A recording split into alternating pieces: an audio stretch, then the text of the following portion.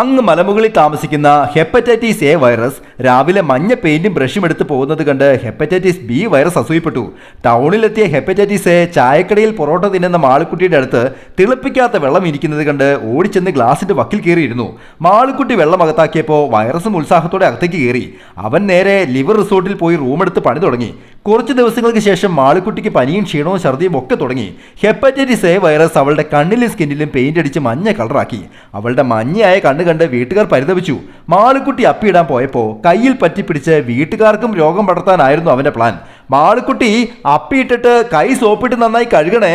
പുറത്തുനിന്ന് അന്നാമച്ചിയുടെ ഒച്ച കേട്ട് വൈറസ് നിരാശനായി. തിളപ്പിച്ചാറിയ ചൂടുവെള്ളം കുടിച്ചും നല്ല ഭക്ഷണം കഴിച്ചും മാളുക്കുട്ടി നന്നായി വിശ്രമിച്ചപ്പോൾ വൈറസിന്റെ കാര്യം പരിങ്ങില്ലായി. പതിയെ പതിയെ രോഗപ്രതിരോധ ശക്തി വീണ്ടെടുത്തോടെ മാളുക്കുട്ടിയുടെ ശരീരത്തിലെ ആന്റിബോഡീസ് വൈറസിനെ ഇടിച്ച് പഞ്ഞിക്കിട്ടു. മഞ്ഞപ്പിത്തം പടരുന്നുണ്ട്, നന്നായി ഒന്ന് സൂക്ഷിച്ചു. Happy drawing, Saneesh Divakaran.